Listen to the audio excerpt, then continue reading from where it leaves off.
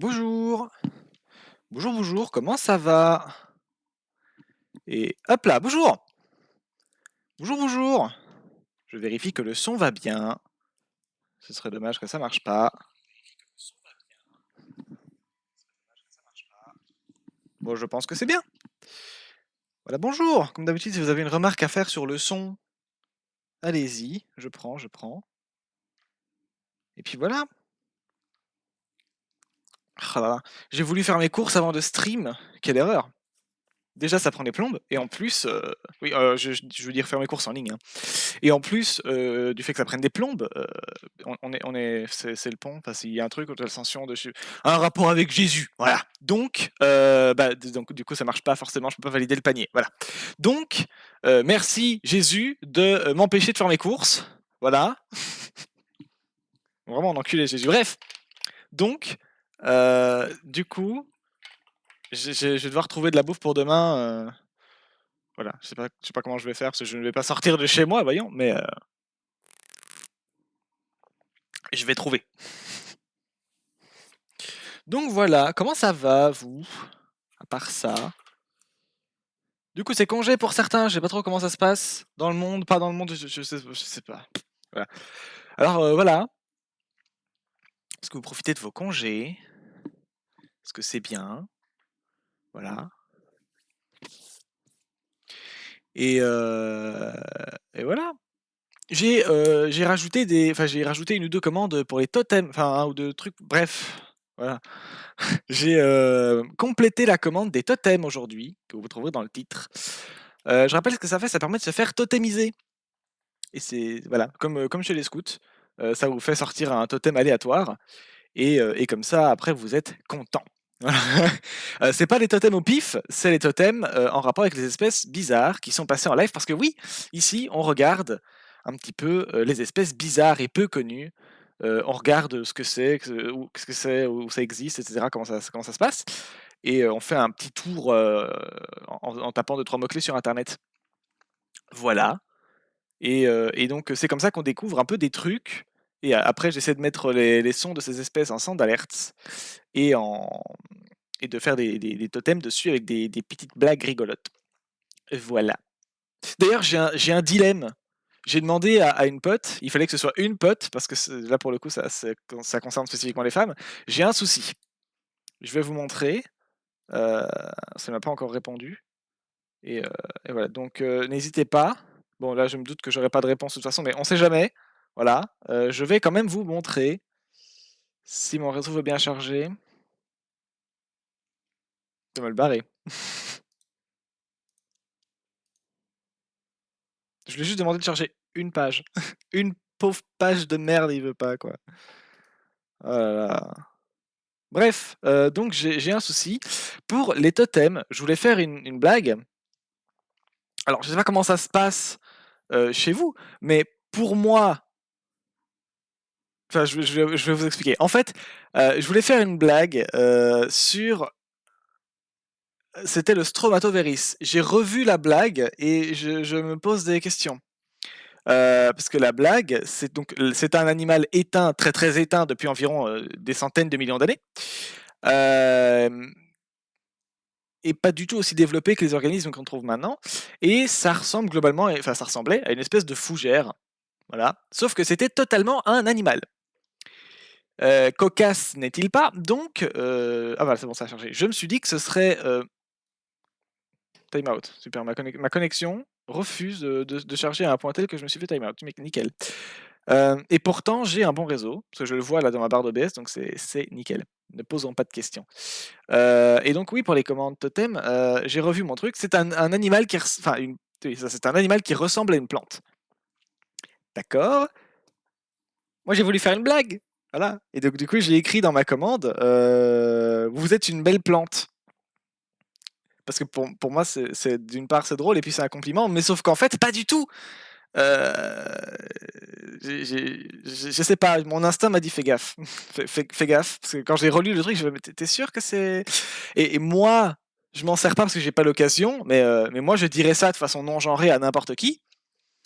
Et, euh, et voilà, c'est un peu une façon de slay, quoi. Mais le problème, c'est que non, pas du tout. C'est une expression qui est plutôt utilisée pour objectiver les femmes, souvent dans la rue, hein, le fameux « était bonne », super. Voilà. Et comme c'est pas exactement l'impression que j'ai envie de donner aux gens qui viennent sur mon chat, je sais pas si je laisse ça ou pas, j'hésite un peu. Donc voilà, si vous êtes une femme, vous le prendriez comment, vous? Alors, je parle pas dans la rue par un vieux pervers dégueulasse, hein, je veux dire comme blague sur un stream. Il y a une nuance, mais je sais pas si. Je ne sais pas. Voilà, n'étant pas une femme et ne me percevant pas comme une femme, du coup, je me sens mal placé pour répondre. Donc, je me dis autant aller demander aux gens que ça concerne. Et donc, voilà. Si vous voulez réagir, n'hésitez pas, poliment. C'est une question. Du coup, je sais pas si je le laisse dans ma liste. J'aimerais bien, mais parce que moi, ça me fait rire, mais bon. Voilà, si les gens qui débarquent, à peine ils ont débarqué, ils se prennent une insulte dans la tronche, évidemment, c'est un petit peu moins fun. Donc voilà, je vais vous montrer, parce que la page a enfin chargé, et que normalement ça devrait être bon. Voilà. Voilà à quoi ça ressemble ma page.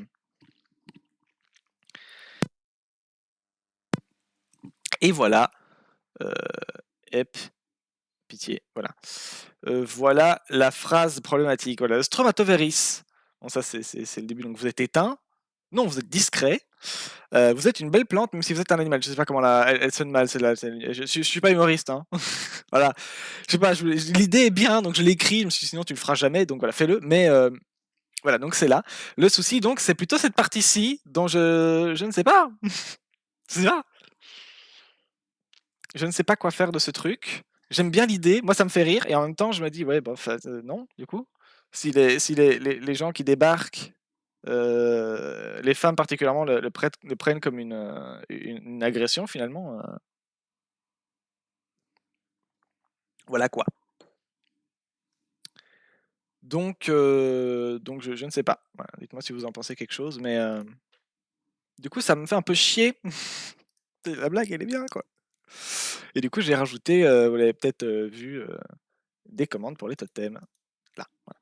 Donc, vous pourrez du coup avoir des nouvelles commandes à spammer.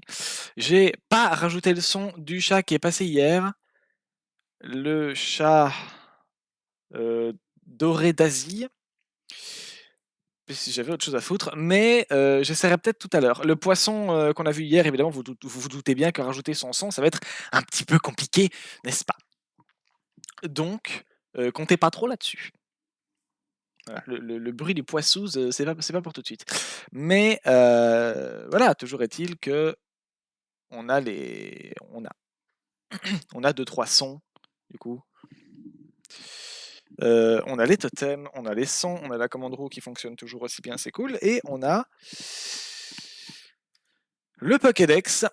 Alors, le Pokédex, c'est juste une commande qui permet de faire apparaître la liste de toutes les espèces qui sont en live, voilà. Et donc, on en a vu près d'une cinquantaine. On approche de la cinquantaine, on doit être vers 46, 47, peut-être 48, je sais plus. Ça fait beaucoup, mine de rien. On dirait pas, hein, mais attendez, je vais vous montrer. Ah oui, mais du coup, la liste va remettre 8 jours à charger. Non, c'est bon, j'ai gardé la page. Alors, on a fait là. Hep. Donc, on a fait. Tu me fais chier, dégage, voilà, merci. On a fait le Tuatara, la méduse immortelle, Turritopsis machin. La Lucigenia. En général, j'essaie de mettre les noms communs, donc les mots vernaculaires, les noms vernaculaires, mais ils en ont pas toujours. Donc parfois, juste, je donne des noms un peu, voilà, mais je donne toujours le nom, du coup, que j'ai pas mis entre parenthèses ici, je me demande pourquoi. Latin, le nom phylogénétique de l'espèce, donc le nom précis, très spécifique, qui fait que vous devriez retrouver l'espèce si vous cherchez exactement cette espèce-là plutôt qu'une autre. Donc voilà. Donc, je vais pas vous lire les noms en latin parce que ça va vite devenir casse-couille. Donc voilà, le Tuatara, la méduse immortelle, la Lucigenia, le Chlorophthalmus atlanticus, je crois que c'était un poisson, le crabe yéti des neiges, le numbat, la salamandre géante de Chine, les céciliens. Bon, ça c'est un genre. Parfois je mets des espèces, parfois on fait des genres, hein. On fait pas toujours que des espèces. J'en étais où donc les céciliens? Les antilopes, l'antilope saiga spécifiquement, le beluga, la trappe-mouche, donc la dionée, c'est une plante, le manul qui est un chat, le pin de Walemi qui n'est pas un pin mais qui est un arbre, et c'est pas un pin arbre, et c'est pas un pain à manger non plus. Oui, je sais, c'est chiant. Voilà, le pin de Walemi n'est pas un pin. Et c'est une espèce dont on croyait qu'elle était éteinte, mais en fait non. Le crapaud du Suriname, qui lui est bien un crapaud, merci. La salamandre noire, le tapir des Andes, le gymnarque du Nil. Le gymnarque, c'est un poisson du Nil. L'argonaute voilier, le plasmodium. Alors, le plasmodium, c'est pas une bestiole aussi sympathique, disons.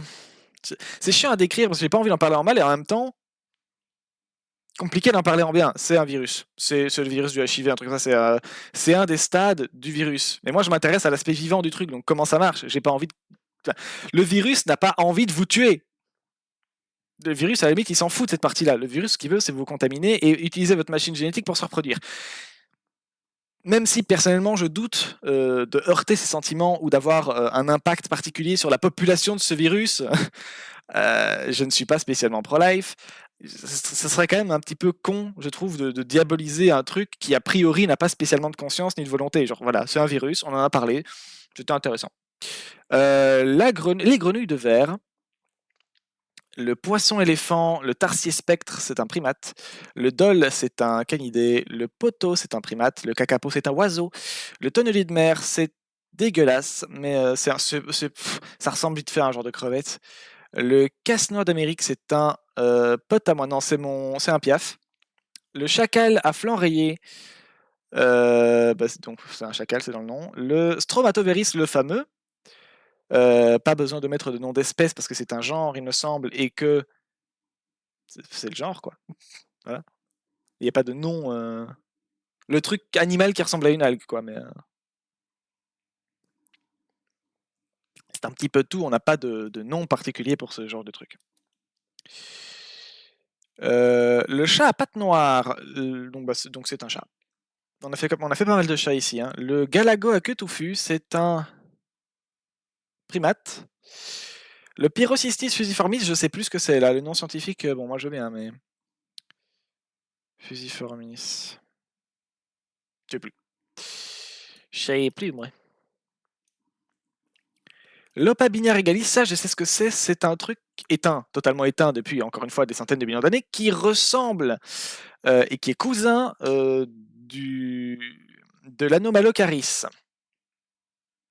Voilà, il fait partie des Anomalocaridae d'ailleurs, c'est un sous-genre. Mais voilà, c'est comment définir ça? Imaginez Paras, le Pokémon, mais sans les champignons et version cochon de cave. Je ne peux pas mieux vous le définir que ça, c'est compliqué. Voilà, c'est vraiment très très moche, mais ça fait quelques centimètres, enfin, faisait quelques centimètres au plus.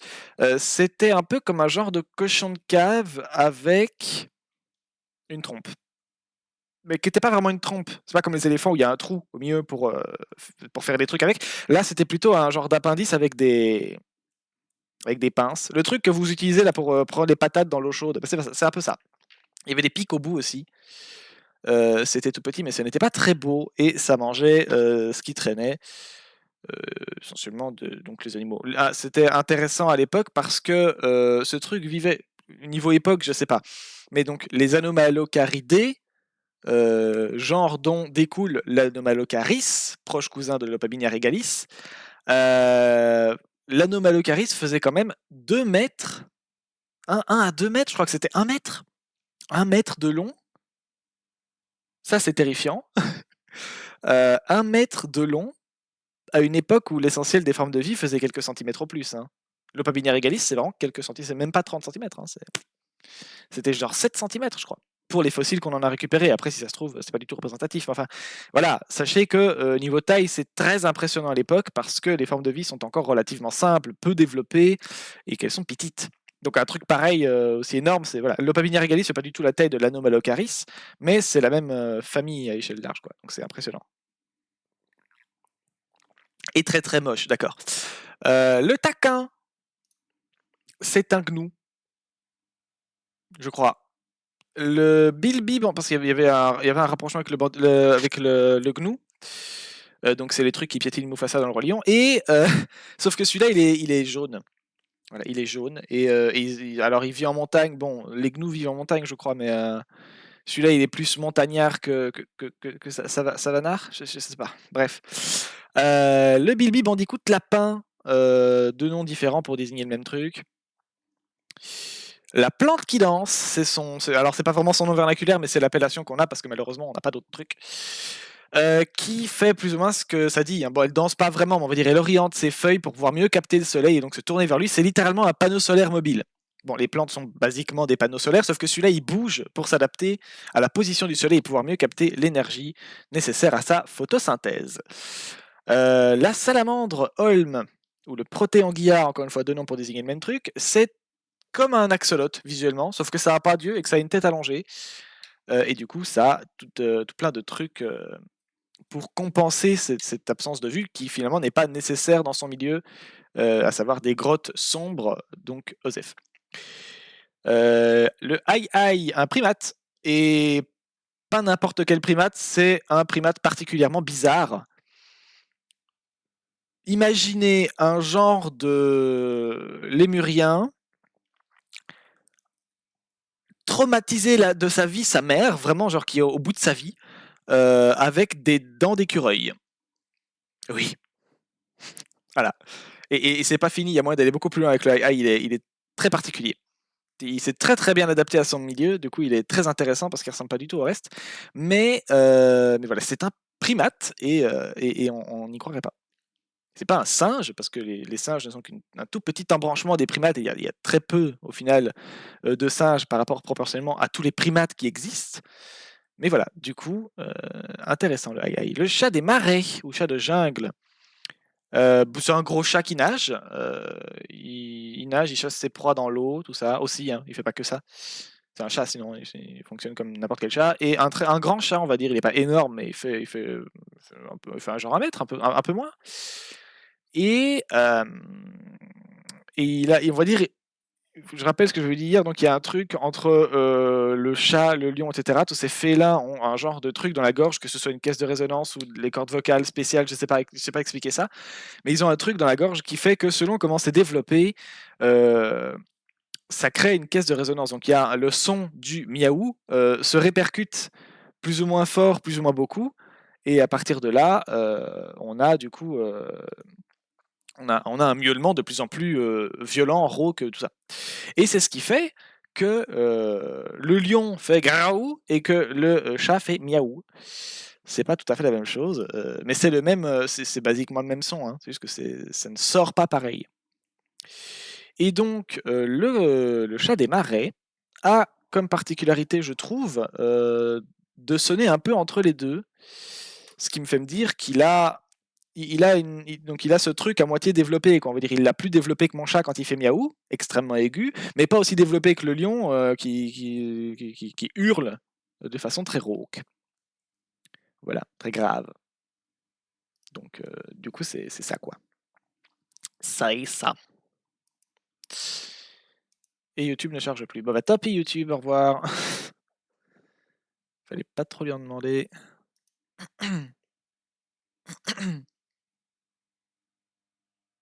Donc voilà, c'est ça que je trouvais intéressant avec le Cos, le chat des marais, donc. Ah oui, d'ailleurs, je vais revenir dessus après. Il y a un truc que je voudrais clarifier sur ce que j'ai dit hier, sur le chat qui est passé, donc le chat d'Asie, le chat doré d'Asie. Mais j'y reviens après. On a vu donc le chat des marais, le lorislan, le seul primate qui fait du poison. C'est super cool. Et les gens ont tendance sur internet à montrer des tas de vidéos du lorislan, donc du loris qui est en train de se faire câliner, où on le voit tendre les bras vers le haut, comme ça, et en fait il est terrifié, faut pas faire ça. Les loris détestent qu'on les touche, particulièrement sous les bras. Je rappelle que c'est exactement au niveau des coudes qu'ils ont leur glande toxique, le truc qui fait le poison là. Donc, si vous pouviez leur foutre la paix, genre, ce serait bien. Voilà, ils détestent qu'on les touche, ils sont terrifiés, et toutes les vidéos de gens qui caressent leur loris comme ça, ça devrait pas être un animal de compagnie, bordel de merde, c'est ce bordel. Et donc quand il fait ça, en fait c'est juste de la maltraitance animale. Voilà, toutes ces vidéos ne sont que de merveilleux cas de maltraitance animale. c'est super. Voilà. Donc, si vous connaissez quelqu'un d'assez taré pour adopter un loris, particulièrement un loris lent, chez lui, bon, déjà, éclatez-lui la gueule et appelez les flics, mais éventuellement, bon, éclatez-lui pas la gueule, mais faites-le poliment se remettre en question. Moi, je serais pas comme ça, mais bon, tant pis. Et voilà, faites-le se remettre en question et appelez la police. Et voilà. Et puis éventuellement, occupez-vous du loris enfin, je sais pas, appelez quelqu'un de compétent, quoi. Mais le laissez pas dans une baraque. Le loris là n'a rien à faire dans une maison, bordel de merde. Voilà. Et donc, oui, c'est totalement de la maltraitance et c'est pas du tout à négliger. C'est pas juste comme quand on chatouille un gamin et qu'il vous demande d'arrêter. C'est de la maltraitance. Ne faites pas ça. Voilà. Le chat de Temink. Il était casse-couille celui-là. Hein. Le chat de Temink, c'est un chat. No shit. En fait, je vous ai expliqué, hein, donc j'ai mes sound alerts. Dans les sound alerts, je mets les sons des espèces qui sont passées en live quand je les trouve, et quand elles sont pas éteintes, et quand c'est pas des plantes, ou des insectes, ou des arthropodes. Bref, voilà, vous m'avez compris. Donc les chats, comme j'en ai fait quelques-uns, bah, ça arrive souvent qu'ils tombent dans les sound alerts. Sauf que lui, j'ai pas trouvé. J'ai pas trouvé du tout, et ça me rend dingue. Voilà, le chat de Temink, s'il produit un son, je l'ai pas entendu. Voilà, pourtant j'ai cherché.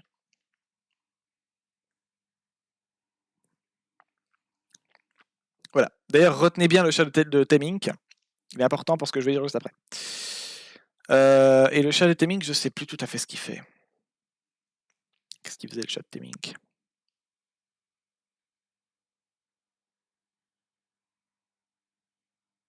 Je crois qu'il n'était pas spécialement impressionnant, c'est juste qu'il est, enfin, chelou ou quoi. C'est juste que il habitait en milieu forestier. Ouais, je crois qu'il nageait aussi. Je me souviens plus trop du. Voilà. Le Wazin UP est très intéressant, ce piaf, parce que c'est un oiseau.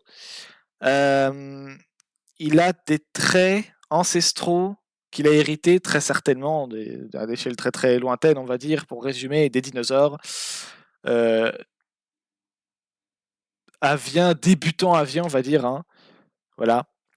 C'est-à-dire qu'il a des griffes sur le haut de ses ailes quand il est petit, dont il se sert pour grimper sur les arbres, et voilà. Et ce qui fait que du coup, il marche à quatre pattes, ce que généralement les oiseaux ne font pas. Parce que les deux autres pattes qui sont généralement sollicitées pour faire autre chose que marcher, bah, c'est les plumes, enfin les ailes. Du coup, bon, là c'est spécial. Beaucoup plus spécial que ça, c'est un piaf qui. C'est un ruminant, donc il se régurgite sa bouffe dans la. Voilà, vous avez compris. Et il bouffe des plantes toxiques. Et il s'en bat les couilles.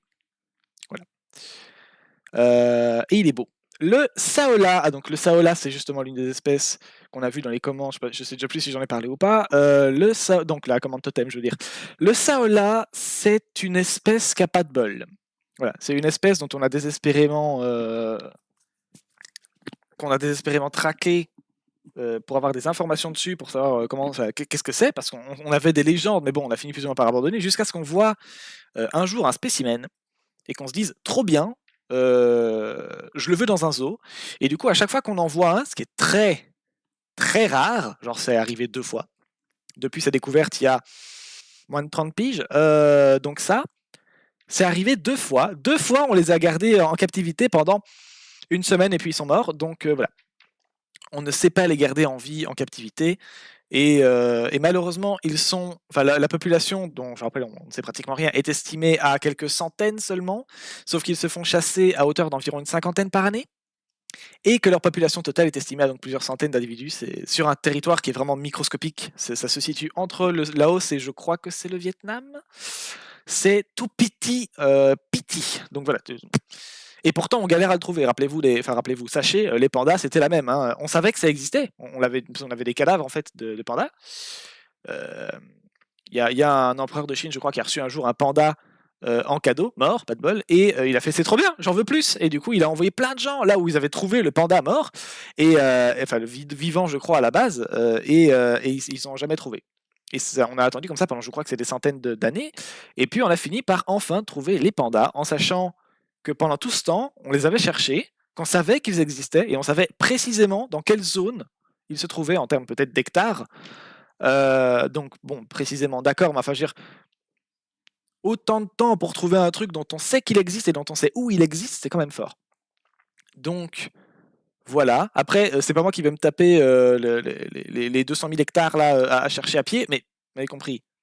C'est quand même impressionnant pour le panda. C'est la même pour le saola. On le cherche, on sait où il est, mais bon. Et bien sûr, les zones où il se trouve sont doucement, très doucement, mais de plus en plus, mais toujours pas beaucoup, protégées, heureusement. Qu'est-ce qu'il y a d'intéressant dans le saola? C'est un bœuf.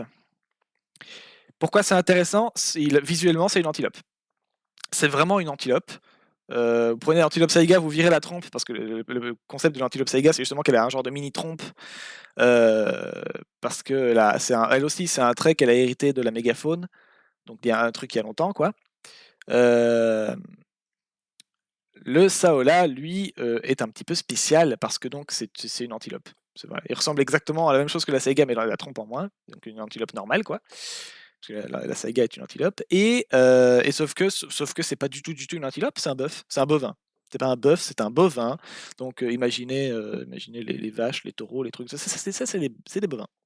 Voilà. Et pourtant, c'est totalement visuellement une antilope, avec des cornes qui peuvent parfois atteindre 1 mètre de long, ce qui est quand même pas dégueulasse. Voilà. Alors, le basilic commun. Ah oui, le basilic commun, basilic vert, c'est un. Oui, j'aurais peut-être pas dû mettre ce nom-là, du coup. Je vais vérifier que je dis pas de conneries. Oui, non, l'autre, celui qui vole, il est plus haut, je crois. Je l'ai pas mis? Ah, mais je l'ai peut-être pas mis. Oh, le con, il note pas les espèces. Bah, heureusement que je la relis, du coup, parce que oui, il manque un truc, là. Le basilic. Et on n'en reparle plus. Ah oui, non, non, il manque les.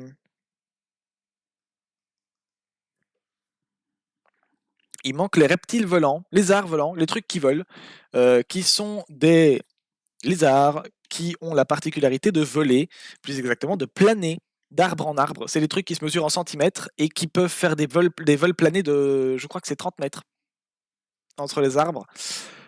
Comment ils volent? Parce que aux dernières nouvelles, les lézards n'ont pas d'ailes, donc ils peuvent pas voler. Du coup, le problème, c'est que chez eux, c'est pas vraiment des ailes. C'est le même principe que pour l'écureuil volant. Donc chez les oiseaux, on a des ailes qui sont donc les bras, couverts de plumes, mais l'aile, c'est vraiment le bras à part entière qui a été intégralement travaillé, qui a évolué pour pouvoir devenir le support qui sert à voler. La chauve-souris, c'est un peu le même concept, sauf qu'on va dire le tissu qui permet vraiment le vol est soudé entre le bras et le reste du corps. Voilà, le bras, c'est pas vraiment l'aile, si vous voulez. Alors, les doigts, etc., ont quand même évolué pour former une aile parfaite, mais je veux dire, voilà, ce qui permet réellement de planer, c'est le tissu. Bref, donc l'aile, on va dire, c'est aussi le bras, mais on pourrait imaginer que c'est plus un genre de tissu qui sépare le bras du reste. Bref, le bras du reste du corps et qui se mélange dans les mains, mais bref. Donc voilà, on va dire le bras ou une extension du bras est l'aile. Chez le lézard dont j'ai oublié le nom, les dragons volants, c'est ça le nom du genre du truc, mais il faudrait que je retourne voir le nom de l'espèce exactement. Donc ce truc-là, lui, il a ce qu'on appelle un patagium, c'est-à-dire un genre d'excès de peau qui se rétracte tout seul, si je me souviens bien, quand il en a plus besoin, sinon il traîne avec sa peau derrière, c'est chiant. Et donc en fait, c'est très compliqué chez lui le vol parce que c'est pas des ailes, c'est pas ses bras. Le truc a bien 2 bras avant, enfin 2 pattes antérieures et 2 pattes postérieures, donc les pattes de devant et les pattes de derrière, mais en plus donc il a son gras, c'est un petit peu comme si vous sautiez dans le vide du 4e étage de n'importe où et que vous tendiez votre gras du bide très très fort. Enfin, sauf que lui il n'a pas besoin de le faire très très fort, ça vient plus ou moins tout seul, mais bref, vous tendez votre gras du bide et paf, vous planez sur 30 mètres. C'est pratique. Bon, évidemment, à l'échelle d'un être humain, c'est pas la même, mais pour ce truc qui fait, je rappelle, quelques centimètres de long, c'est pas banal quand même, et donc c'est exactement ce qu'il fait. Sauf que, pourquoi c'est compliqué? Il doit diriger ses propres ailes. C'est ça qui est compliqué. C'est-à-dire que c'est un truc qui doit élargir sa peau, tendre sa peau, et donc c'est un petit peu comme si vous étiez en train de guider votre barque en forçant avec les bras sur les côtés, mais dans l'air, quoi. C'est super chaud. Donc voilà, pour la coordination des mouvements, c'est un bordel. Donc c'est pour ça qu'il est un peu impressionnant. Ce genre est impressionnant.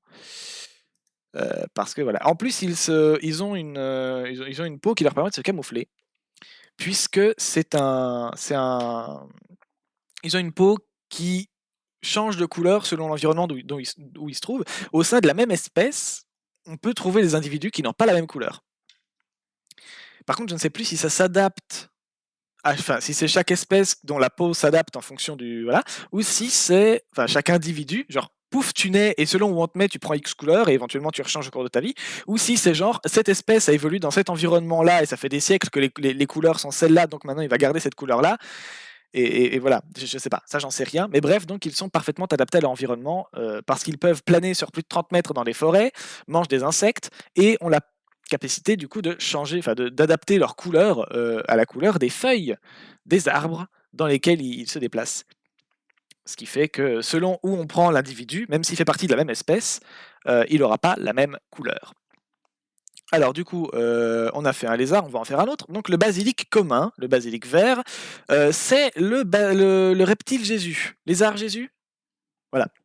Pourquoi? C'est pas moi qui le dis, hein, c'est son appellation. Voilà. C'est l'une de ses appellations communes. Pourquoi? Eh bien parce qu'il court sur l'eau. Voilà, il a des adaptations au niveau de ses pattes qui fait que il fait un peu comme nous, hein, il court à la verticale. Enfin, il se met à la verticale comme nous quand on marche et il court très vite. Et voilà. Et lui, sa morphologie plus sa façon de se déplacer sur l'eau fait qu'il crée des espèces de bulles d'air, on va dire, des coussins d'air sur l'eau, enfin dans l'eau quand il marche.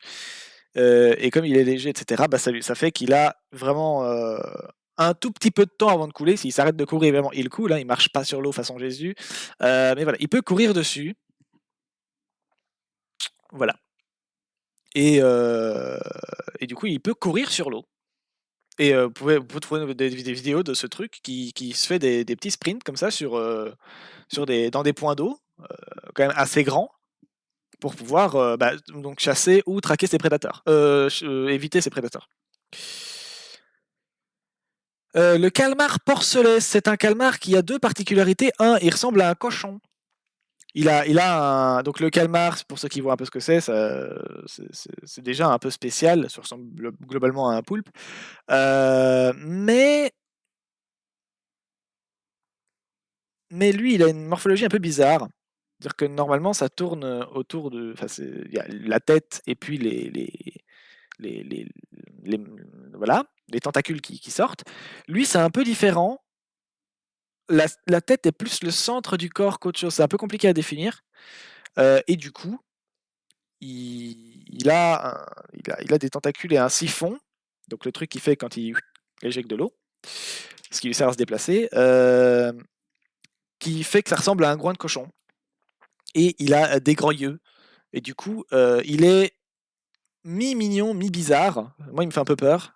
J'ai un truc avec les yeux. Donc des grands yeux comme ça, tout noirs, non merci. Et voilà, donc du coup, il est connu pour être très mignon. Et il est appelé calmar porcelet, ce n'est pas pour rien. Autre capacité bizarre que moi je connaissais pas, je sais pas si c'est commun ou pas, mais moi ça m'a surpris.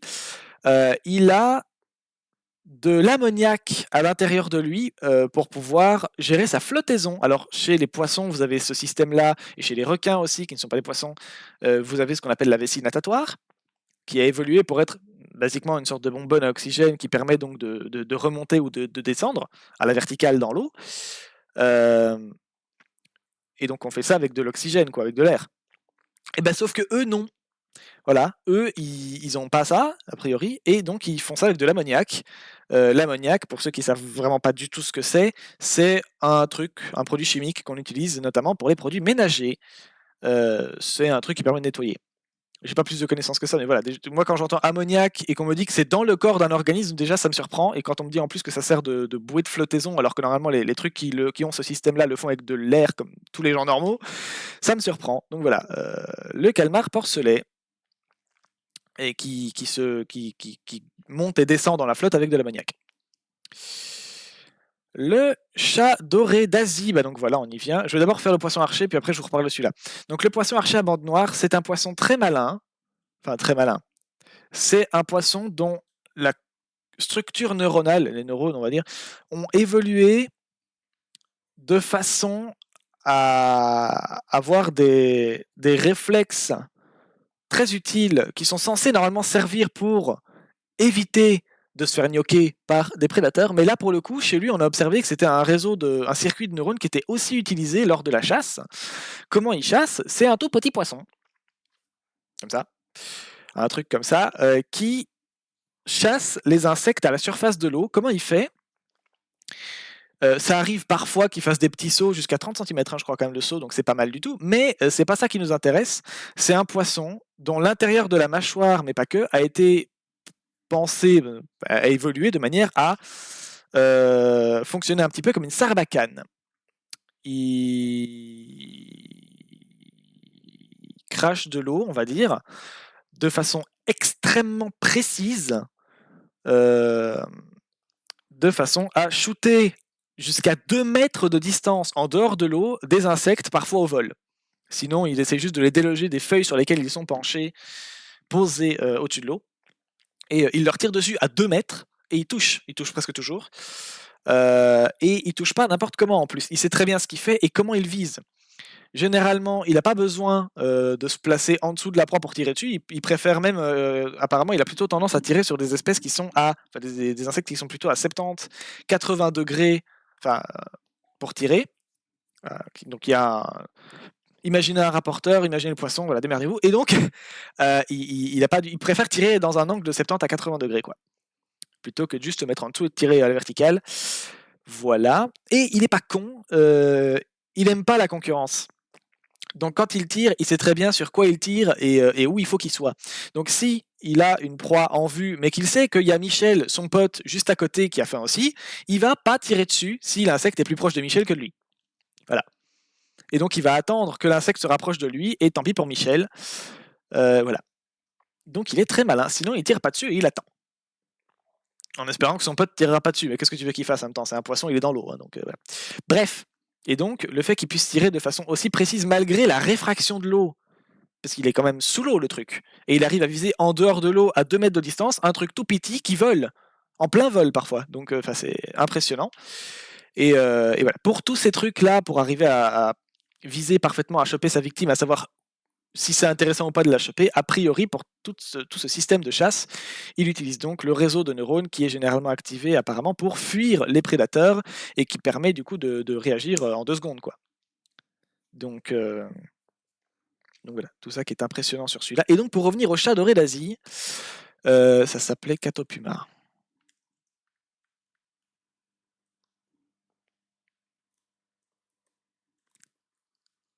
Animal World. Alors, donc, merde, j'ai ouvert un truc que j'aurais pas dû. Le chat doré d'Asie est intéressant parce que c'est un chat qui peut sauter très haut, jusqu'à 3 mètres.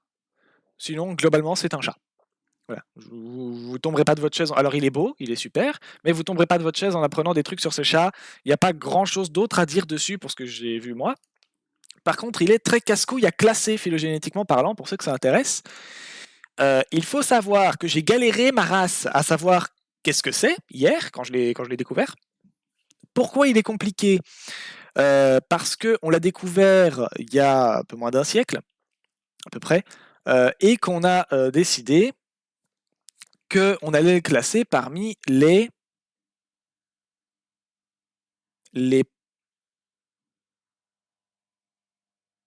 Pardophélis, je crois.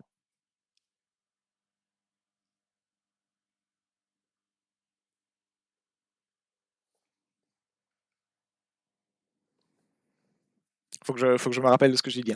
Donc on l'avait classé parmi les Pardophélis, je suis presque sûr que c'est ça.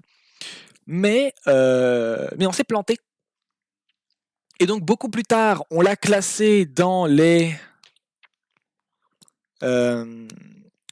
caracales, qui sont un genre à part entière. Voilà. Mais sauf que on l'appelait Catopuma, enfin il y avait des noms comme quoi on disait que c'était un Catopuma, parfois on disait que c'était un Pardophélis orata, et parfois on disait que c'était un Caracal orata. Donc 2 noms en même temps, et en plus Catopuma. Au secours, qu'est-ce que je fais? Bon, Catopuma c'était de la merde, mais donc il y avait 2 noms valables en même temps. Si vous tapez chat doré d'Asie ou Asian Golden Cat sur Internet, vous tomberez sur 2 noms phylogénétiques en même temps, ce qui n'est pas possible normalement. Et c'est normal, il y en a un qui n'est plus valable. Et j'étais déjà tombé sur un cas comme ça avec une plante, sauf que là, j'ai beaucoup plus galéré à comprendre, enfin à prouver, à avoir la preuve que c'était effectivement une source datée et qu'il y a un des 2 noms qui ne valait plus. Donc, voilà, le Pardophélis aurata, le nom complet de l'espèce qui inclut le genre Pardophélis, c'est de la merde. Voilà, on s'est planté quand on l'a évalué la première fois, on s'est dit ça va là, et en fait pas du tout. Voilà, et en fait, où est-ce que ça va du coup? Chez les caracals, c'est un caracal, donc c'est la 2e espèce, il me semble, du genre caracal. Voilà. Et pourquoi c'est intéressant? Parce que ça permet de savoir des trucs sur d'autres espèces, notamment le chat de Temminck, rappelez-vous. Donc je vous lis la description du Catopuma, qui est un genre appartenant à la famille des Félidés. Jusque récemment, ce genre était dit monotypique, ne comprenant qu'une seule espèce de chat, le chabet, celui-là, la photo qu'elle a là, ici. Depuis 2006, ce chat sauvage a rejoint le chat de Temminck, le chat marbré et le chat marbré dans le genre Pardophélis, dans lequel on avait classé à tort le couillon dont je parle depuis le début, le chat doré d'Asie. Néanmoins, le genre Catopuma reste encore cité par certains auteurs. Là où c'est intéressant, c'est que donc le genre Catopuma ne comprenait qu'une seule espèce, le chabet, et que le chabet il est plus dedans. Donc Catopuma, en fait, maintenant ça veut plus rien dire a priori. Et c'est là où je m'étais trompé hier, c'est que j'avais confondu Catopuma et Pardophélis et je me suis dit mais si il y a plus personne dans Pardophélis parce que je pensais que c'était encore que le chat de Temminck et le chat marbré étaient classés dans encore autre chose. Je me suis dit mais c'est Pardophélis qui est obsolète en fait. Et c'est Caracal qui est le bon. J'avais raison pour le Caracal. C'est bel et bien Caracal aurata, le nom du chat d'Asie doré, donc pas celui-là. Mais, Pardophélis est bel et bien un genre toujours actif, enfin toujours existant, puisqu'il y a encore le chat sauvage, donc le chabet dedans. C'est pas le chat sauvage, c'est le chabet, j'ai dit de la merde. Le chat de Temminck et le chat marbré. Tout ça, c'est des Pardophélis. Et il reste aujourd'hui donc dans le genre caracal, donc la première espèce que je connais pas, et la deuxième, certainement le caracal classique, hein, et le donc caracal j'imagine, de la même manière que les chiens s'appellent canis canis par exemple. Voilà. Et donc le caracal et le chat doré d'Asie sont des caracals dans le genre caracal, et les Pardophélis, c'est le chat de Temminck, le chat marbré et le chabet, et le groupe, le genre qui contenait que le chabet, le Catopuma, n'existe plus. Enfin, il existe plus. Il existe, mais il n'y a rien dedans. Donc, du coup, il n'existe pas. Donc voilà. Du coup, voilà. Sachez, le genre Catopuma, a priori, si j'ai bien compris depuis hier, n'existe plus. Enfin, n'est plus utilisé parce qu'il n'y a rien dedans. Ce n'est pas un genre qui existe à partir du moment où il n'y a pas d'espèce dedans. On classe les. C'est comme si je vous disais, ça c'est la boîte à crayon rouge, et ça c'est la boîte à crayon bleu. Je vous enlève les crayons bleus de la boîte à crayon bleu, je dis c'est la boîte à crayon bleu. Bah non, c'est une boîte, ta gueule. Si j'ai envie de mettre des pistes dedans, je fais ce que je veux. Voilà, donc du coup, le genre ici n'existe pas. Enfin, il n'est pas utilisé parce qu'il ne sert à rien. À moins qu'on trouve une espèce à lui faire rentrer dedans, sauf que on l'avait trouvé que le chabet qui lui correspondait. J'imagine qu'on a créé le genre, comme on le fait souvent pour l'espèce en question. Par exemple, le aïe c'est son cas.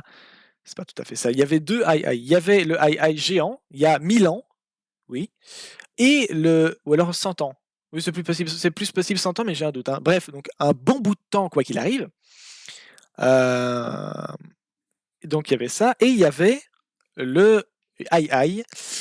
Ces 2 trucs-là étaient parmi les seuls c'était les 2 seuls dans leur genre. Le machin géant est éteint, totalement éteint depuis un moment, mais on sait jamais, on pourra retomber dessus. Mais ne comptez pas là-dessus. Donc il reste le aïe, qui est donc le seul survivant de son genre, qui est déjà en lui-même un genre survivant parmi un ensemble de genres. Bref. Donc voilà, survivant parmi les survivants, le aïe. Et pourtant, il est menacé, je ne sais plus à quel degré exactement. Devinez la faute à qui. Donc voilà. Et oui, du coup c'est probable, mais là je m'avance un peu, qu'on ait créé ce genre du Catopuma pour le chabet et qu'en fait, du coup non. Du coup non, parce que le chabet il est pas là. Donc le Catopuma n'existe pas. Bref, ceci qui je trouve est intéressant. Voilà. Donc voilà, c'est un bordel phylogénétique que je voulais un peu clarifier parce que ça m'avait intéressé, ça m'avait surtout beaucoup frustré. Donc Donc voilà, c'est ça pour la liste de toutes les espèces qui sont passées en live, ce qui nous en fait quand même 48. C'est pas dégueulasse. Voilà, voilà. Sur ce, je vais pisser. J'espère que vous êtes contents de le savoir. Et je reviens après. On va commencer donc les espèces. On va en faire 1 à 2 aujourd'hui, je pense. Voilà.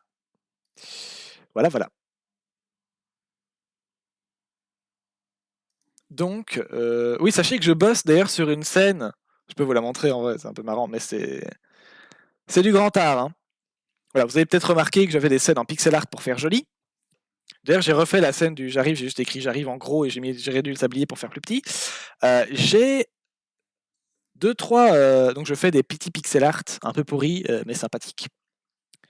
Et qu'est-ce que je voulais dire? Donc oui, j'ai voulu faire une version alternative de ce truc pour quand je suis aux toilettes et que je reviens.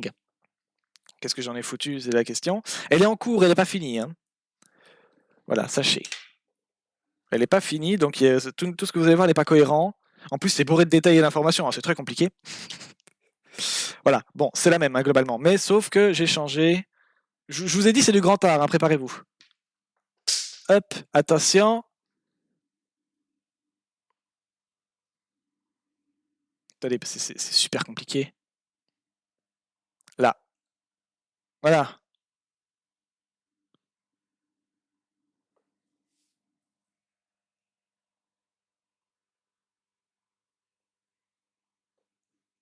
Est-ce que c'est pas du grand art finalement? Moi je pense. Hein. On voyait bien les vapes de fumée dégueu d'à côté là que j'essaie de. C'est en cours. Voilà, je vous ai dit c'est en cours. Mais voilà, c'est une scène qui va arriver soon. J'espère que vous serez content de la voir. Voilà, voilà. Donc voilà, moi sur ce, du coup, je vais pisser, je reviens à dans 8 secondes.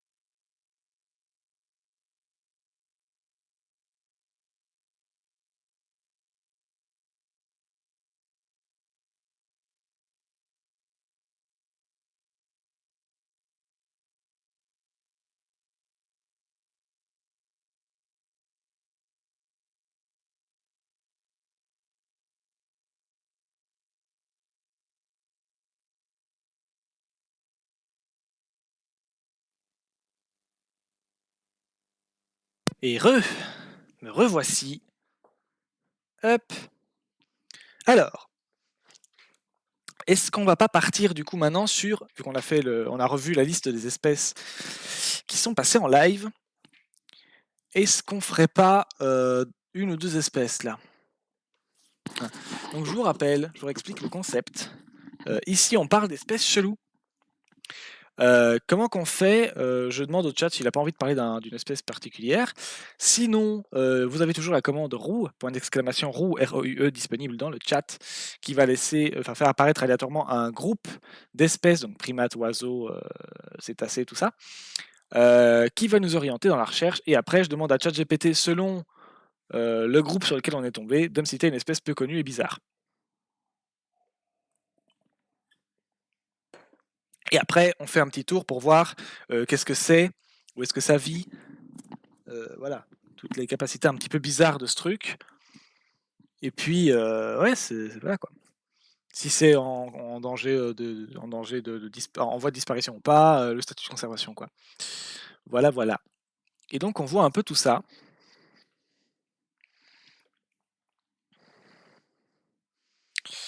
Hop.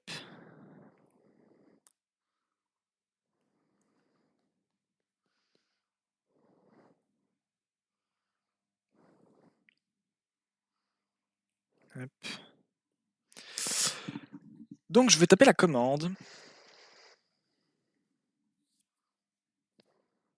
Oui, forcément, j'ai déconnecté, donc comment tu veux que ça marche?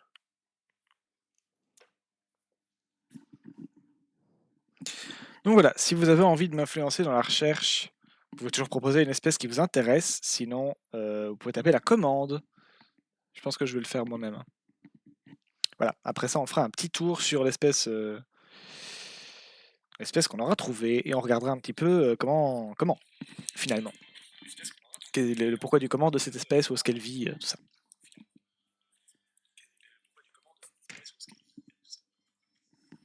Je vérifie le son.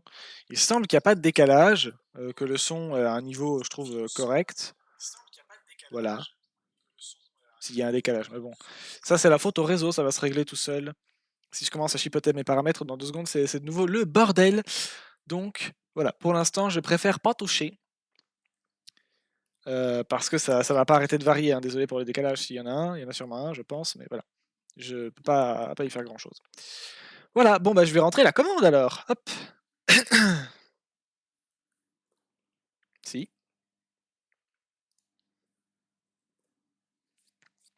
Hop. Et ce sera un microscopique aujourd'hui. Alors, on va commencer avec un, on verra bien si on en fait un deuxième. Alors, il vous faut la cam du chat qui pète. Hop. Ah oui, sachez que ChatGPT a tendance à planter chez moi. La fois dernière, il n'a pas planté. Et donc voilà, il n'est pas impossible qu'on prenne un peu de temps. Et si ça marche pas, il faudra que je passe sur mon téléphone. Donc vous verrez du coup pas le texte que je tape. Mais enfin bon, c'est bon. Voilà, cite-moi une espèce. Enfin, et la réponse du coup. Mais je vous la lirai. Cite-moi une espèce une espèce microscopique.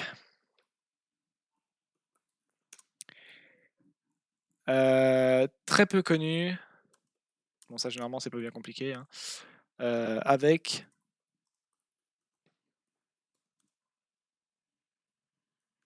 des capacités bizarres. Voilà.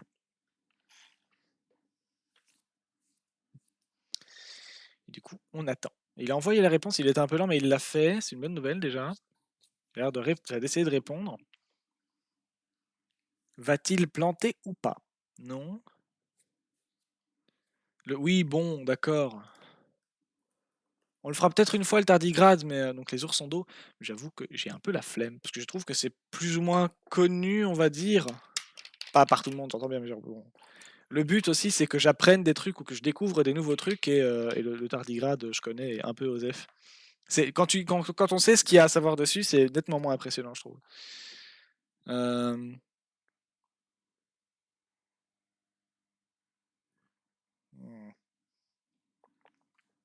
On a déjà fait un dino flagellé bioluminescent en plus. C'est pas le même, mais j'avoue que du coup, j'ai pas envie de faire un truc ça va forcément beaucoup se ressembler, quoi. Voilà. On a déjà fait un, et je pense que le concept est le même, hein. Capacité à produire lumière bleue ou verte. Oui, c'est exactement le même, les mêmes intérêts qui me citent là, donc bon, si c'est pour voir un copier-coller de ce qu'on a déjà vu, voilà, je trouve ça pas super intéressant. Sachez donc qu'on a déjà fait, ce genre d'organisme, on l'a déjà fait, hein, et que toutes mes VOD sont disponibles sur YouTube.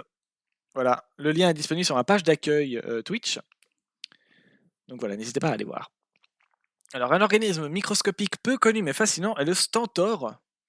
Ce protozoaire cilié d'eau douce est remarquable pour sa taille relativement grande par rapport à d'autres organismes unicellulaires, ainsi que pour ses capacités étonnantes de régénération et de résistance. Ce qui le rend vraiment étrange, c'est sa capacité à se régénérer presque complètement à partir de fragments de son propre corps. Si un stentor est sectionné en plusieurs morceaux, chaque morceau est capable de régénérer les parties manquantes et de former un nouvel individu complet. Cette capacité de régénération est très rare chez les organismes unicellulaires et en fait un sujet d'étude fascinant pour les biologistes. De plus, le stentor est connu pour sa capacité à s'adapter à des conditions environnementales extrêmes. Il peut survivre à des fluctuations de température, de pH, de salinité, ainsi qu'à des niveaux élevés de pollution. Cette résilience remarquable en fait un organisme utile pour étudier les mécanismes de tolérance au stress et d'adaptation environnementale. Bien que le stentor soit souvent négligé en raison de sa petite taille, il représente un exemple fascinant de la diversité et de la complexité du monde microscopique. C'est pas la taille qui compte. Est-ce que ce serait pas... Non, ici on parle d'un protozoaire, donc c'est pas ça. Parce qu'il faut savoir que dans le même genre, on va dire point de vue résistance, il y a les archéobactéries. Certaines, voire même toutes, je crois, d'entre elles sont dites extrémophiles, c'est-à-dire qu'elles survivent dans un milieu extrême. Qu'est-ce que c'est un milieu extrême? Une flaque d'acide, c'est relativement extrême. Voilà.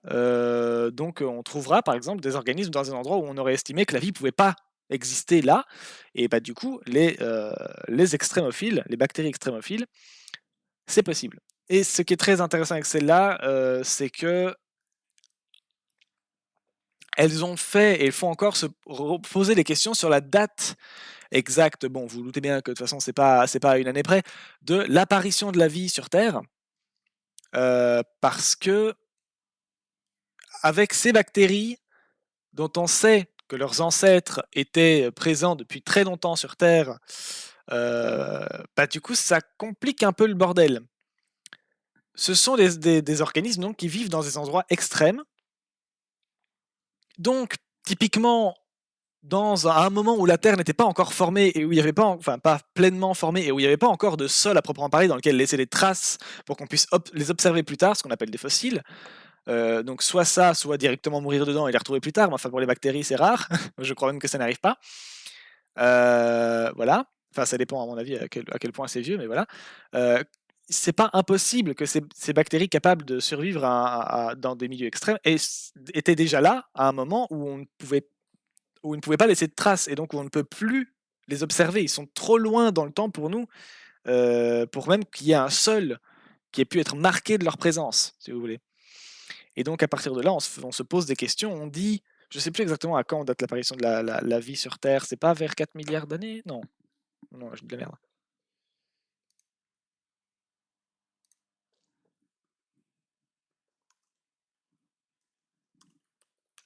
Non, non, pas du tout.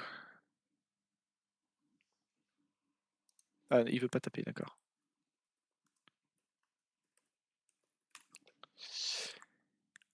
Alors, l'apparition de la vie sur Terre est datée à...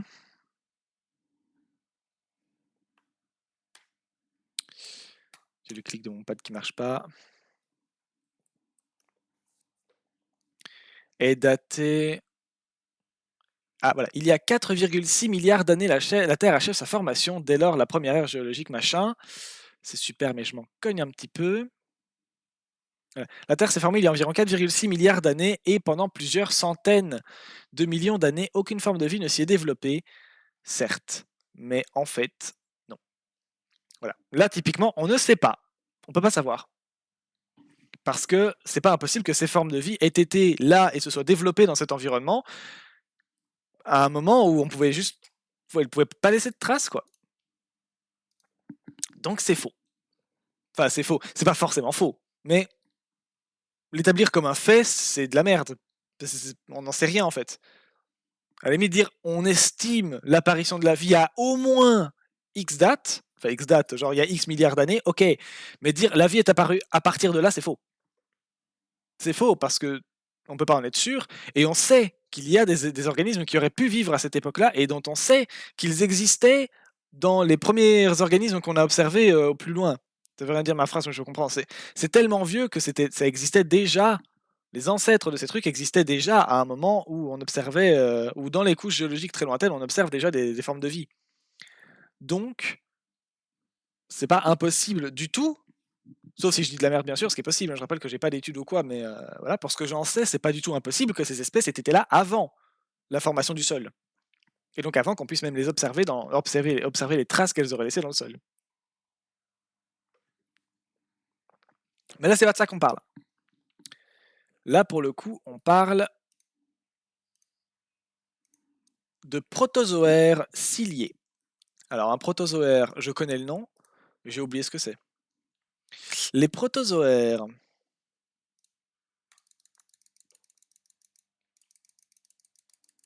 J'attends que ça charge. Hein. J'attends que mon PC comprenne que je lui ai demandé de lancer la fenêtre, quoi. Voilà. Le terme protozoaire en biologie désigne les protistes eucaryotes généralement unicellules. Donc c'est quoi un eucaryote déjà? On va commencer par ça. Les eucaryotes, c'est les cellules qui ont un noyau. Par opposition, entre guillemets, des cousins, vous avez les prokaryotes qui n'ont pas de noyau. Voilà. Généralement unicellulaires, donc fait d'une seule cellule, et sans tissu spécialisé. Hétérotrophes mobiles qui ingèrent leur nourriture par phagocytose, c'est-à-dire qu'ils envoient des parties de leurs cellules manger d'autres trucs. Voilà. Pour ceux qui ont regardé Il était une fois la vie, les gros vaisseaux blancs qui envoient des petits trucs voilà, ou les globules blancs, là, je crois qu'ils viennent. Ça, c'est de la phagocytose. Globalement, la phagocytose, c'est quand vous mangez. Bon, là, ici, il s'agit de manger d'autres trucs, quoi, des cellules, etc. Et donc, la phagocytose, toutes les cellules, à mon sens, le pratiquent, je me trompe peut-être. C'est les cellules qui bouffent, quoi. Voilà, la phagocytose, c'est ça. Euh, voilà.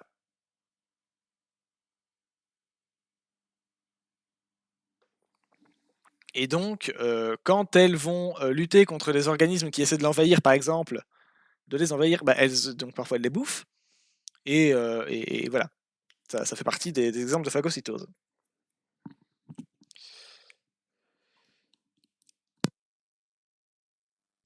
C'est-à-dire qu'ils vont chercher leur bouffe, la ramènent à l'intérieur et la digèrent, ou juste la digèrent et puis ramènent.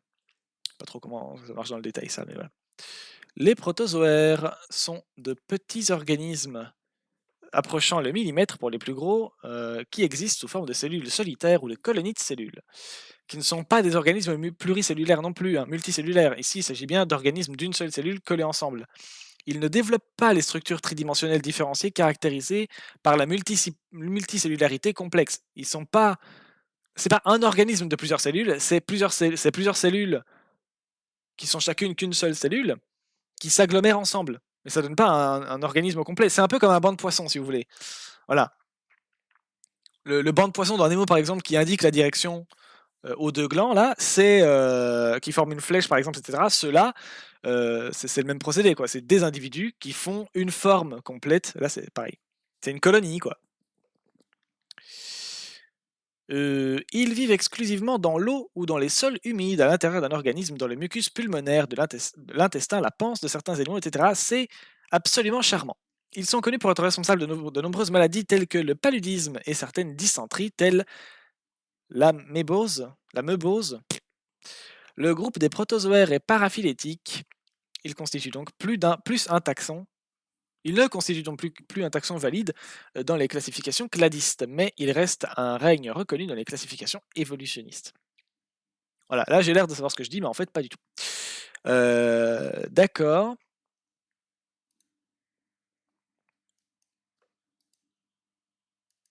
Merde.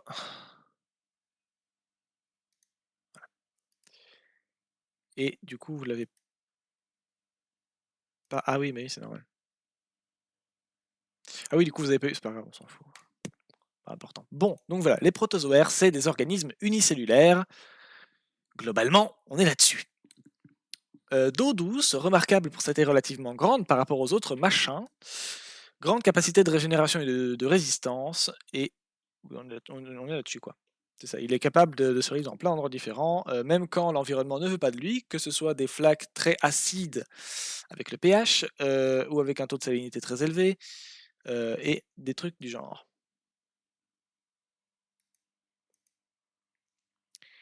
Le stentor, il y a pas de nom scientifique.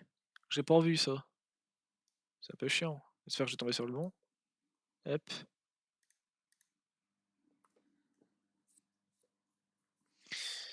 Le stentor. Bon, on y va là ou? Oh, les ralentissements que j'ai. J'imagine pas la cam comment ça doit se passer, hein. À mon avis, vous avez 8 jours de décalage et des frises partout. Mais bon, c'est le réseau, je ne peux rien faire. Stentor. Dans la mythologie grecque, Stentor est un crieur de l'armée des Grecs lors de la guerre de Troie. Super, mais je m'en fous. Non, moi je veux un protozoaire, s'il vous plaît. On oui. Stentor protiste, ce protozoaire cilié en forme de trompe vit surtout dans les eaux douces, sur les biofilms se formant sur les racines de plantes flottantes par exemple, et sa longueur peut aisément atteindre 3 à 5 millimètres, ce qui le fait considérer comme le géant du groupe des infusoires auquel il est rattaché. Bien sûr. Ah, ici j'ai un nom complet. Stentor Ceruleus. Je connais Ceruleus, ça me dit quelque chose. La taille machin de cette eucaryote unicellulaire varie de 500 à 2000 micromètres. Sa couleur caractéristique bleu-vert est due à la présence d'un pigment, la stentorine. Il se fixe par le pied et se nourrit en particules. Hmm. Est-ce que c'est toi ou est-ce que c'est un autre? Je vais demander à ChatGPT s'il n'a pas le nom précis de l'espèce.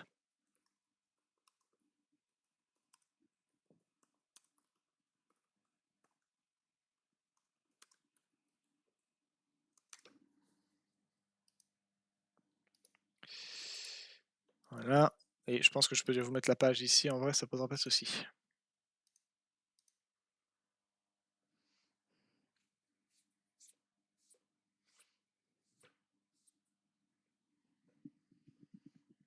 Le nom précis, machin, est Stentor ceruleus. Voilà. Bon, ok, on est d'accord que c'est bien cette espèce-là, a priori. Alors, machin, fixe par le pied, se nourrit de particules en suspension qui vont de la bactérie à des organismes plus grands, comme les algues unicellulaires ou d'autres ciliés. Les particules sont dirigées par les cils qui entourent sa bouche. Une fois fixé à son emplacement, il a une forme de trompette. Il peut nager pour changer d'endroit et se fixer à nouveau. Il contracte parfois fortement sous influence. Il se contracte. Je ne contracte pas. Il se contracte parfois fortement sous l'influence de la lumière ou de vibrations. Son noyau en chapelet est caractéristique de son espèce. D'accord.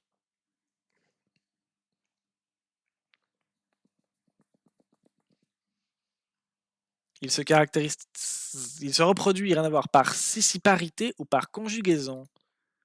C'est quand il se coupe en deux, ça, non? La scissiparité, aussi appelée fissiparité ou bipartition, est la séparation d'un individu pour donner deux clones. C'est ça. Bon, c'est comme les bactéries, ça se coupe en deux. C'est pas vraiment que ça se coupe en deux, hein, mais voilà, imaginez que ça se coupe en deux. Et après, vous avez deux glands différents, mais sauf que c'est le même, quoi. Mais ils sont différents. C'est un clone, c'est une copie, comme dans le film Pokémon. Mais ici, c'est mieux. Un peu moins stylé visuellement, mais mieux quand même.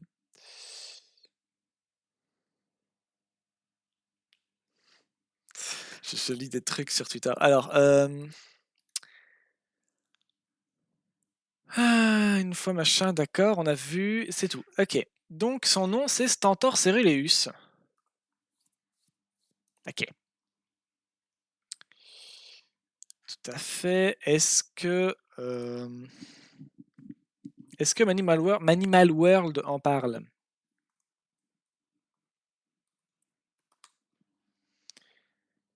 Et non. Non, et ça faudra aller voir, je pense, mais Non, non, non. Si! Non. Non, non, non, il en parle pas. Et donc, Animalia, il en parle? Est-ce qu'à proprement parler, est-ce que c'est un animal? Encore une fois, on sait pas trop, Les protistes. Ah non, c'est un protiste, hein. Oui, donc pour ceux qui ont eu la chance de rater le live où je me suis cassé le tronc à essayer de piger un peu les ordres principaux du vivant, moi dans ma tête, il y en avait 3 ou 4, hein. Bon, en fait, il y en a 7 ou 8, hein, mais je parle des vraiment principaux, quoi. Et encore, même les 7 ou 8, c'est en prenant large. Bref, les principaux, donc moi j'imaginais plantes, animal, champignons, parce que oui, les champignons ne sont ni l'un ni l'autre. Ça s'appelle des mycètes, et il n'y a pas de nom plus simple. Voilà, c'est les animaux, les plantes et les mycètes, et tu fermes ta gueule. Voilà. Il y a donc les protistes. Il y a les protistes. Et il y a les. C'est quoi déjà? J'ai oublié leur nom, ils sont chiants. Je sais plus. Enfin, c'est des bactéries. C'est pas tout à fait que des bactéries, mais voilà, c'est des organismes unicellulaires, sans noyau, je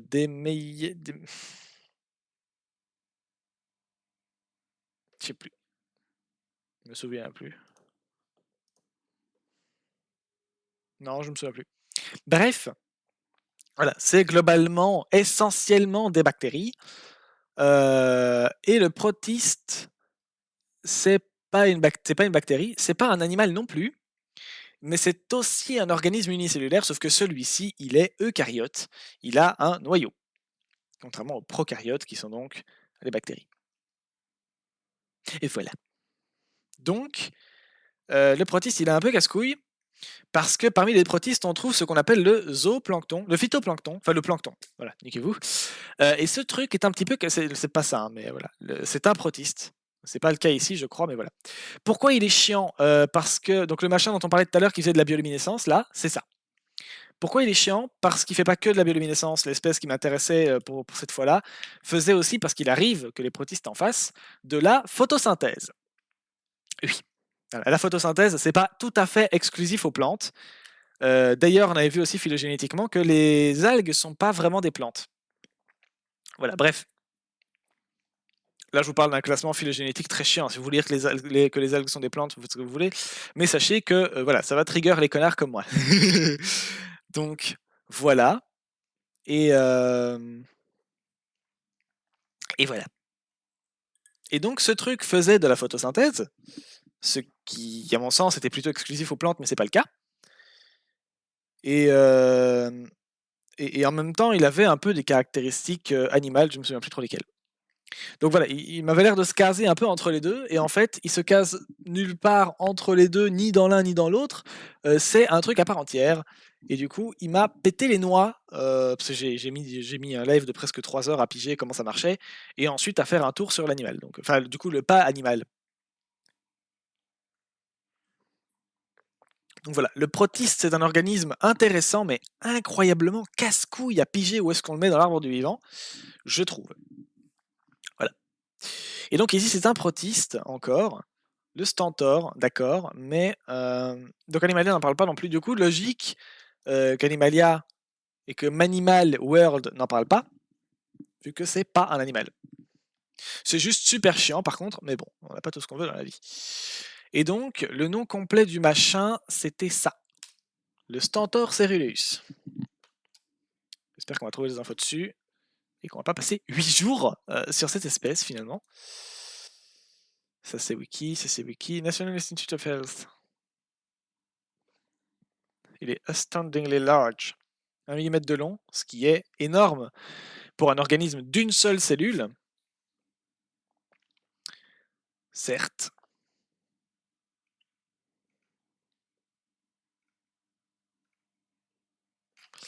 Mais ça m'aide pas les masses. Hein.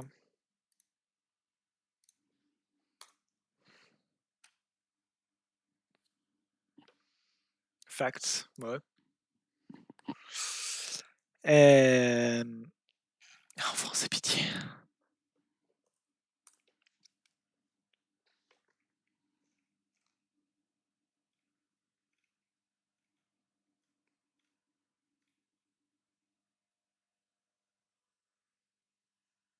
J'ai peut-être trouvé un truc.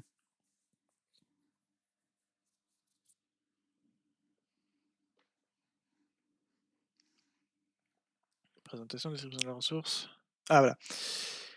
Le Stentor ceruleus, donc le Stentor bleu, il a donc un nom vernaculaire, on se souviendrait.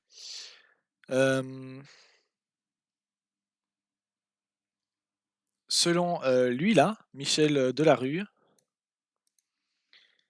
c'est un des plus grands protozoaires d'eau douce puisque le Stentor bleu peut mesurer jusqu'à 2 mm de long. On nous avait dit 1, nous. Enfin, ça, dans tous les cas, ça reste énorme. Hein, pour les trucs de sa nature à lui. La couleur bleu cyan est due à l'accumulation de grains de pigments, la stentorine, dans le cytoplasme cortical. La charge en pigments détermine l'intensité de la couleur de l'animal. Le stentor bleu est capable de fortes et rapides contractions. La décontraction plus lente permet à l'animal de s'insinuer dans le feutrage végétal de la mare. À l'état libre, il reste contracté et nage jusqu'à trouver un point de fixation. Tout en s'allongeant, le stentor reste fixé au substrat par son pied.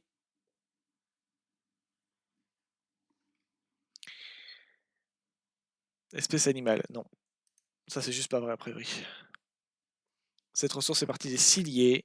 C'est les espèces donc qui ont, j'imagine, des cils. Qu'est-ce que c'est des cils? Hein? Oui, c'est les mêmes. C'est les mêmes cils. C'est la même chose. Vos cils ne sont jamais que des poils spécialisés. Et ce sont sur ces cils, les mêmes, que les bactéries vont souvent se... Enfin, les organismes vont souvent se déplacer en faisant bouger leur corps de manière à rouler, si vous voulez, ou ramper ou quoi, pour... voilà. Et donc ensuite, ils ont leur cil qui va les faire éventuellement bouger. Voilà. Ça peut leur servir à se diriger, à se déplacer. C'est pas évidemment visuellement incroyable, mais voilà. Donc ils font bouger des espèces de mini-cils qui font tout le tour de la cellule, et c'est comme ça qu'ils bougent. Et voilà. Mais, enfin, oui, si, mais là pour le coup ça marche. Bon, ta gueule. Le protozoaire. Bon, ça parle spécialement des protozoaires, mais ça va nous donner des éléments un peu sur cette espèce particulière de protozoaire. Ce sont les organismes unicellulaires appartenant au règne des protistes. L'une de leurs principales caractéristiques est leur capacité à se déplacer par eux-mêmes à l'aide de flagelles et de cils. Le flagelle, c'est donc la queue de tétard, la queue du sperme, etc. C'est oui, c'est le même. Voilà, c'est un flagelle. Et c'est la même chose. Voilà, donc eux, ils ont une espèce de... Le flagelle, c'est ça. Les dinoflagellés, ils ont des flagelles. Ils ont une queue qui leur permet de se déplacer. Et donc, celui-là, en plus, il a des cils. Les machins, les traits un peu dégueux, là, l'espèce de poils qui font tout le tour de la cellule, bah, c'est exactement des poils, en fait. Hein, des poils spécialisés. Voilà. En étendant... Donc, ils peuvent se déplacer avec leurs flagelles et leurs cils. En étendant une partie de leur cytoplasme, c'est le liquide qui remplit la cellule. Cette caractéristique permet de classer les protozoaires en 4 types différents: les rhizopodes, les amoeboïdes, les flagellés, les ciliés et les sporozoaires. Qu'est-ce que c'est quoi un protozoaire? C'est un micro-organisme unicellulaire appartenant au règne des protistes. Le terme protozoaire est utilisé pour regrouper divers groupes d'eucaryotes unicellulaires qui sont très éloignés les uns des autres, mais qui ont néanmoins une relation évolutive lointaine.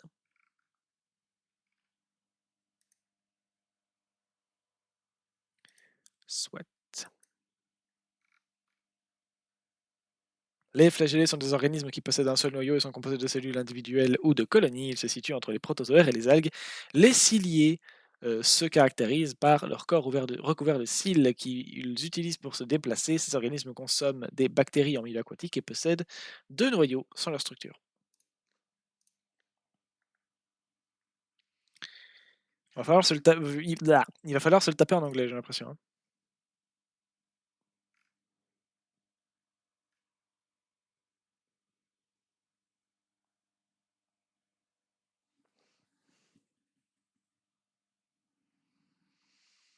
Le nom stentor fait référence à la forme de trompette.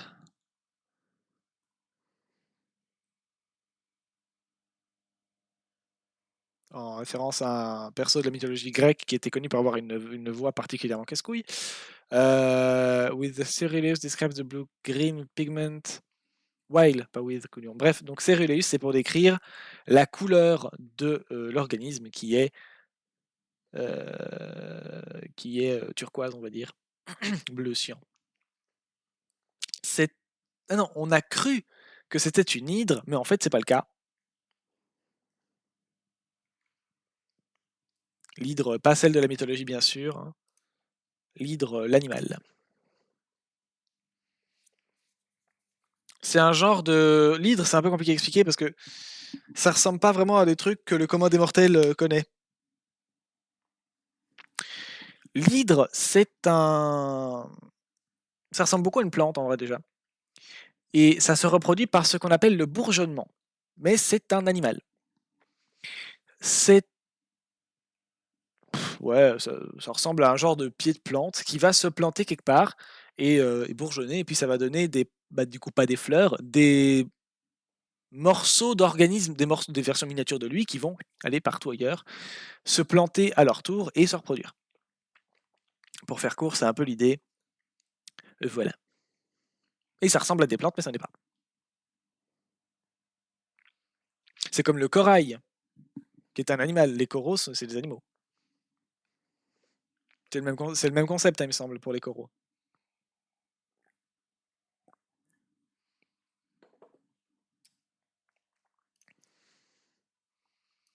Donc voilà.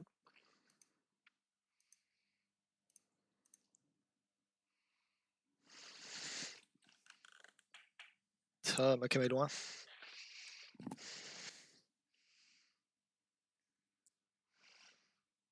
Là.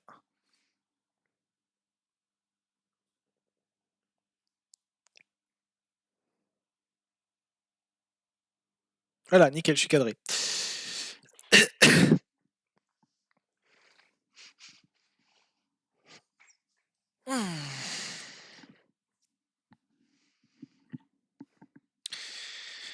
Voilà.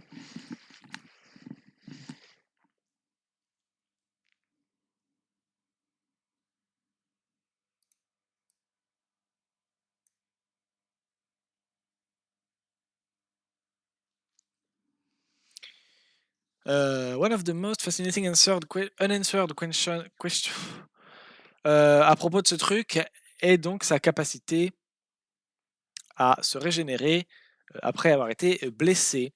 Pourquoi le cytoplasme ne fout pas le camp quand la cellule est coupée en morceaux, enfin pas en morceaux, quand la cellule est blessée, donc c'est-à-dire qu'elle s'ouvre en deux, quoi, donc voilà.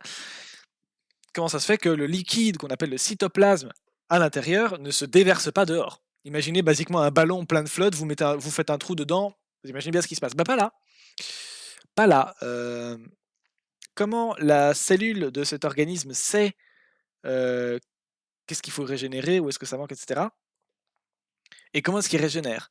Il devrait y avoir tout un processus moléculaire qui serait observable, sauf que non. Et qui devrait pouvoir déterminer il devrait y avoir tout un système en gros qui permettrait de savoir quoi régénérer, ou quelle partie manque, quelle partie manque pas, pour pas régénérer les trucs qui sont déjà là. Hein. Quand vous coupez la main, c'est pas votre main qui repousse. Voilà. Et donc on observe apparemment pas ces systèmes-là qui lui permettent de savoir qu'est-ce qu'il faut faire repousser chez lui. Ceci qui est un petit peu spécial.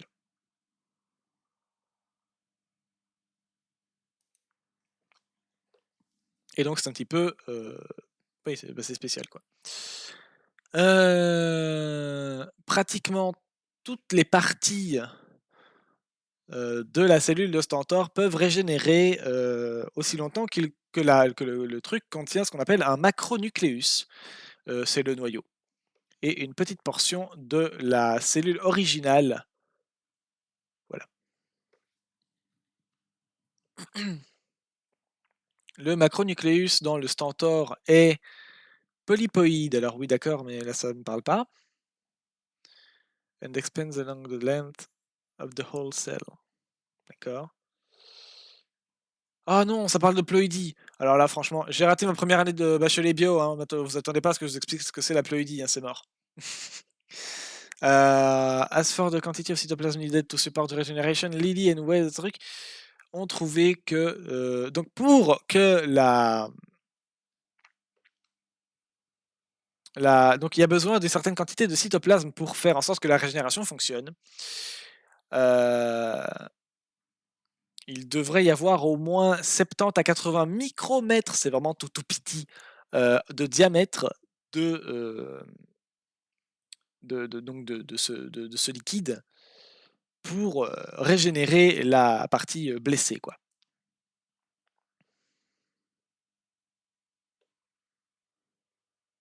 Bon. Pourquoi qu'on l'étudie pas plus?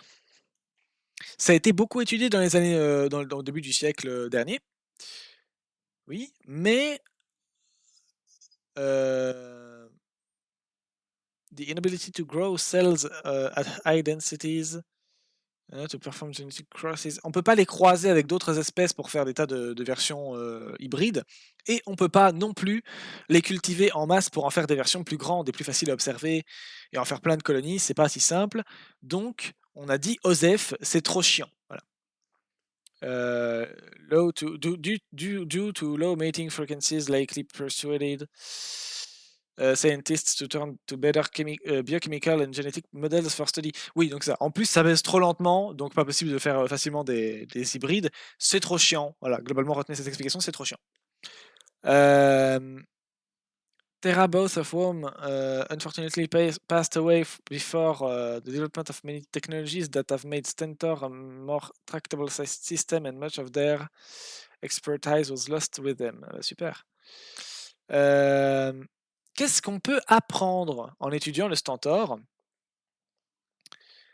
C'est un modèle d'étude très sympathique sur la morphogénèse complexe. Donc oui, sur la capacité de la cellule à se régénérer, sur sa morphologie et sur la transformation de son corps pour pouvoir se régénérer.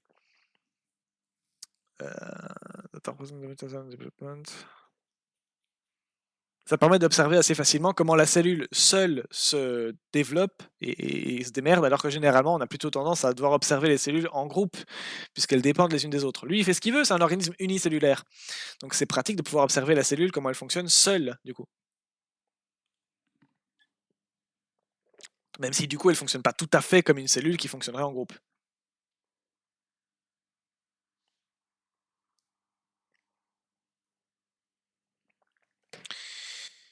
Euh...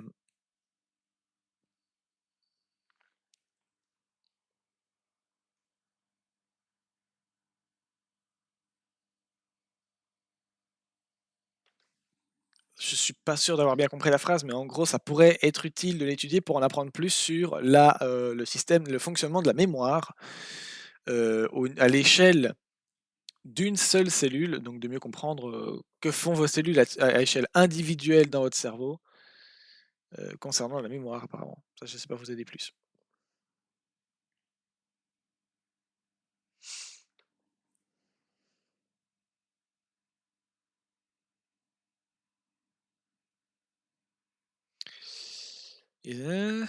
Bon, ça d'accord, on a vu.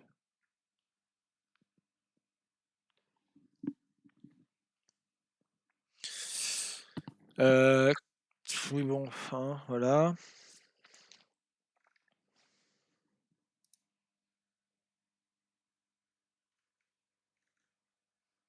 Current biology.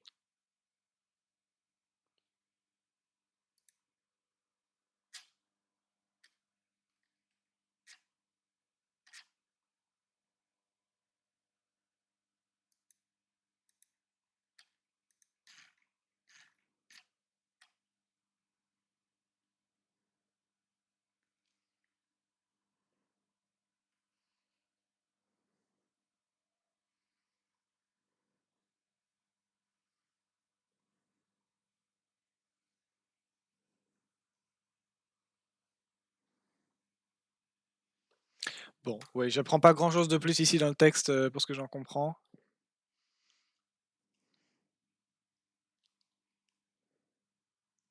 Bah, c'est les mêmes questions, ouais, ça doit être la même chose, hein.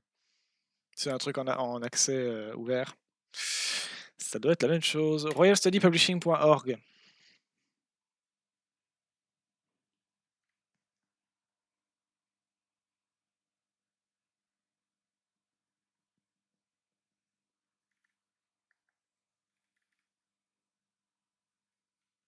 Bon. En tout cas, on a bien vu que c'était une cellule capable de se régénérer très vite et très efficacement, malgré qu'elle n'ait pas certains systèmes. Voilà. On ne sait pas trop comment elle marche, mais on sait qu'elle a des capacités à se régénérer qui sont impressionnantes par rapport comment on sait que c'est censé marcher et que ça marche pas comme ça. Voilà, elle se régène très bien. euh, Au-delà des attentes, on va dire, sans qu'on comprenne trop pourquoi, ni comment.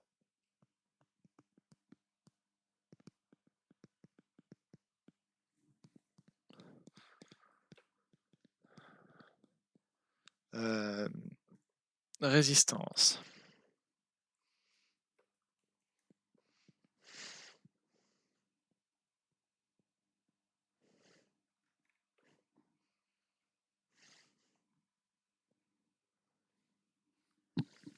Nature.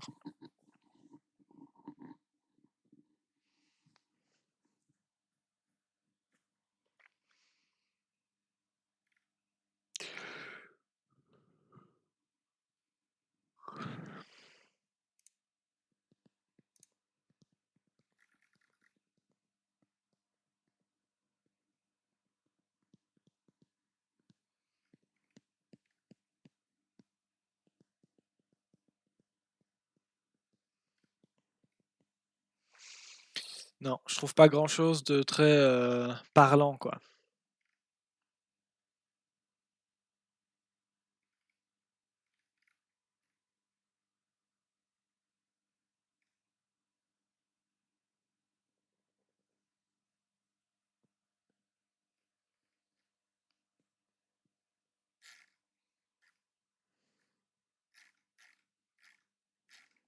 Bon.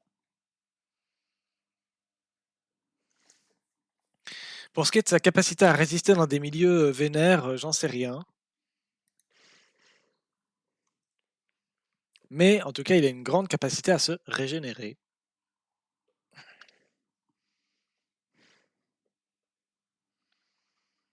Donc voilà, bravo à lui.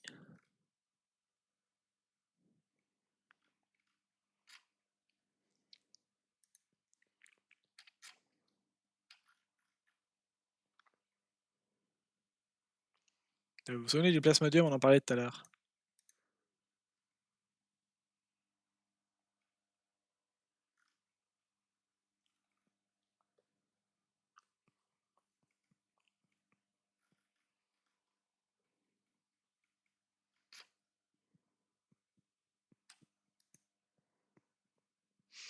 Bon, bah non, je trouve pas.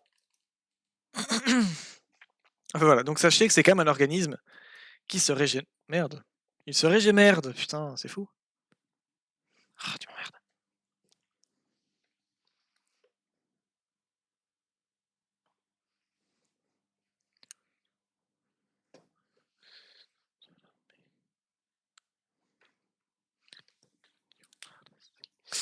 Donc, oui, bah donc c'est un organisme qui est capable de se régénérer très facilement, enfin très facilement, je sais pas, mais très efficacement en tout cas, malgré qu'il n'y ait pas toute une série de systèmes dans son corps qu'on devrait retrouver, enfin qu'on retrouve dans d'autres cellules, beaucoup plus spécialisées, qui sont capables de se régénérer correctement. Ce truc n'a pas tous ces systèmes-là et pourtant il arrive très bien à se régénérer. On ne sait pas pourquoi. On ne sait pas. Et donc c'est impressionnant. Et voilà, moi je suis déjà éclaté. Honnêtement, j'ai pas l'énergie d'en faire une deuxième. Je suis crevé. Donc voilà. Voilà. Sachez que, parce qu'on m'a demandé hier de mettre à disposition un serveur Discord. Et j'en ai créé un du coup. Voilà. Il est disponible sur la page Twitch. J'ai fait une icône en pixel art avec l'icône de Discord dessus. Donc vous pourrez le retrouver facilement. Et puis voilà. Et, et voilà. Donc ceux qui veulent aller sur le Discord, je sais pas trop pourquoi, parce qu'il y a rien ni personne dessus, mais voilà, sachez donc qu'il existe maintenant. Et que vous pouvez juste cliquer sur le lien, vous serez d'office invité. A priori. Je crois. Ou alors il faudra attendre que je valide. Je sais pas encore trop. Moi, je me sers pas de Discord, donc voilà, je verrai bien. Dans tous les cas, il y a au moins une invitation dans la page, d'accueil de ma page Twitch. Voilà, moi sur ce, je pense que je reviens demain ou après-demain, on verra, c'est l'un des 2. Et voilà, voilà. Sur ce, moi je vous laisse. Ciao.